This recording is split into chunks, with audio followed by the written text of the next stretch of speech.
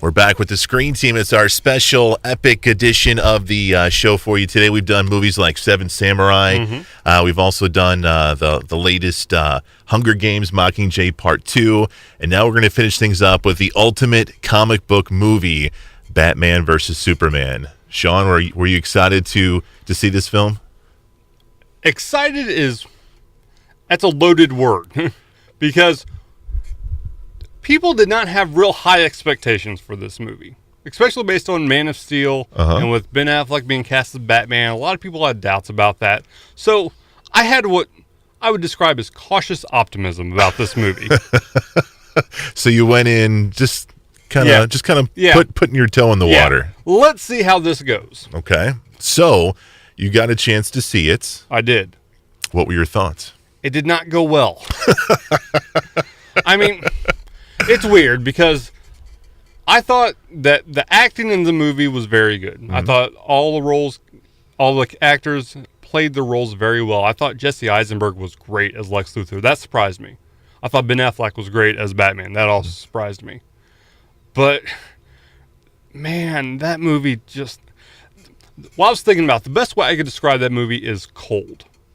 Because there's no real feeling or emotion behind it. I mean, there have been, people have discussed how there are not many jokes in this movie, and they're right. There's like two or three jokes over a 2.5-hour movie. Yeah.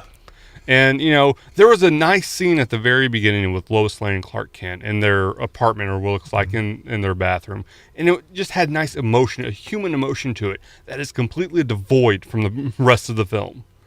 It's like the plot beats are, all right. I mean, no, I can't complain about them too much. I don't think they're, world shattering or anything, but I mean, they're fine for a superhero movie for what it is. But it's just, it took too long and it just was plodding the entire way. Yeah. I would agree with everything you said except for one small point. I did not like Jesse Eisenberg you didn't like at him? all. Not at all, man. I liked the approach with the character. Mm-hmm. I liked the fact that they were going something different with a younger model of Lex Luthor, a modern CEO, for lack of a better word, a social network type of Lex Luthor. But I just thought he was overly campy. Yeah. Overly campy. I know that's what he was trying to go for, but I think he just went, whoop. He overshot it a bit. He overshot it a bit, in my opinion. Mm-hmm. I agree with you with the acting. Like, when this movie was first announced and they said Ben Affleck, I was like, no, man, no. But I thought he did a great Bruce Wayne. Yes. This is a Bruce Wayne that's seasoned. Mm-hmm. He's an older Bruce Wayne. He's been around a long time, and I thought he did a great job of Bruce Wayne. Okay with Batman. Well, it was weird because, I mean, if you really get down to the nuts and bolts of it, there was not a whole lot of superheroing going on in this movie. That's true. I mean, you see some, small scenes of Batman in the early and kind of mid parts, but I mean, there's no real big set pieces until you get to the very end of the movie. Right. I mean, you see Superman doing an odd job, saving a person here and there, but I mean, there's nothing really big again that happens until the end of the movie, which makes it take forever. That's very, very true. I don't even know where to go next. I guess I'll just go. I wanted to wait for this a little bit later, but I'll just go right into it. Wonder Woman. She was my favorite. She was my favorite. There needed to be more of her. I agree. Well, there will be in future installments, but like when I got excited was, and I'm not giving much away, I don't think, because you see it in the trailer. Yeah. The part where Doomsday shoots a bolt or something like that, and Wonder Woman protects. Yeah. Batman and Superman. The music got more dramatic and more fun, and she was just awesome. I will say the guitar riff they had as her motif was quite good. It was awesome when it showed up, because everything else is so morose in the movie. Yeah. And it picks up a little bit here. Like, whenever she shows up, it has that specific, kind of guitar riff, which is really good. It was like, why couldn't the rest of the movie be like that? Yeah.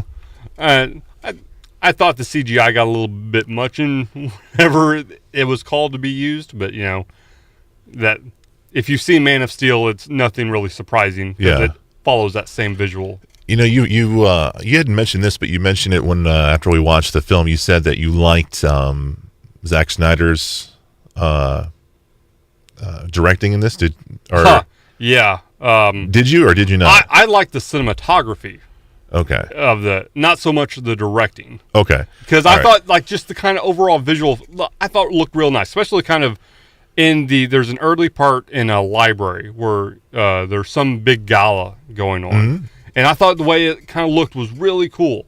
Is when but the directing, not so much, but the cinematography I did like. You know what I liked, and this scene is a typical Snyder scene, is the one of the very first scenes where you see Bruce Wayne's parents die. And it's the same thing that you've always seen, but it's got Zack Snyder's slow motion kind of touch to it, and I thought it looked cool, but I thought it was unnecessary. Yes. You know what's happening.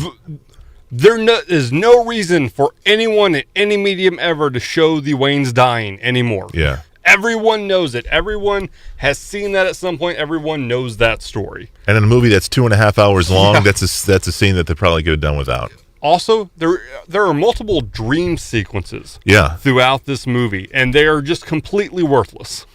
It's true. There's absolutely no reason for them. And they're all hokey, and it adds nothing to the movie except pad the length. I don't know if he was going for pathos or something, but it didn't hit. So, how would you rate this film? I mean, to me, I think it's average at best. At best, I would go slightly below average. Is it better than Batman and Robin? No, because come on, man, it's better than Batman and Robin. It's not because Batman and Robin can be watched for camp.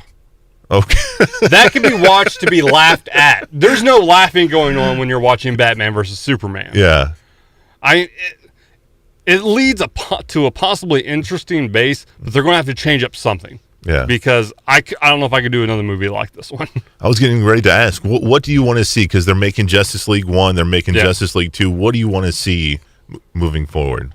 There needs to be more superhero-y. I mean, like I said, they waited till the very end of the movie before really getting into that, and that very end of the movie was the best part of this movie. There needs to be more of that, like I said, without really knowing because there are some other of the Justice League that show up in kind of random places, including one in a dream sequence, which is just weird. We need to flesh out those characters and see exactly how they fit. Because Marvel, when they did this prior to the Avengers, they had all the solo movies first. Right. DC's going the opposite way, and I don't know if that's going to work. Because, again, there was not enough time allotted to Wonder Woman in this movie. She was great the time she was in it, but there needed to be more. I tell you, I'm looking forward to that Wonder Woman movie coming out next year. I think that's going to be a lot of fun. I don't think I'm going to get my wish, but I hope someone else directs the Justice League. I do too, man. I don't think that's going to happen. I think Snyder's all over this brand, so we'll have to see if he can do better in future installments. So, if you're a comic book fan, definitely give it a try. I'd wait until it comes out on DVD or Blu-ray. Really? And do a rental. This is not a movie you need to watch multiple times. I wanted to ask you, I read someplace. Yes, there's an R-rated cut. Do you think that's going to be better? I don't know what. There's not enough real action sequences, and in the very end, I'm not going to go spoilers, but Superman, there's a big fight. And you see his pristine face at the end after he's supposed to get beaten up. I'm like, okay, is that where, is just more blood and gore going to be what causes the R? I don't know what they would do unless Batman just goes off cursing in a random scene through all of it. I don't know what they would do to add an R. That'd be very, very interesting. I'm kind of interested to see on how that would turn out. Yeah. But, movie's called Batman and Superman. It's going to be #1 in the box office, at least until Civil War comes out. So be on the lookout for it if you're interested, okay? Sean, appreciate you being on the show, man. No problem. Thank you, sir. We'll be back next week. We'll be back with Brandon and Kim Scott. They'll be on the show. We'll be doing movies like Castaway, also The Bucket List with Morgan Freeman and Jack Nicholson, and we'll finish things off with The Dukes of Hazzard. It's all coming your way next Saturday at 6 p.m. For Sean and Chris, we are the Screen Team on KWOC.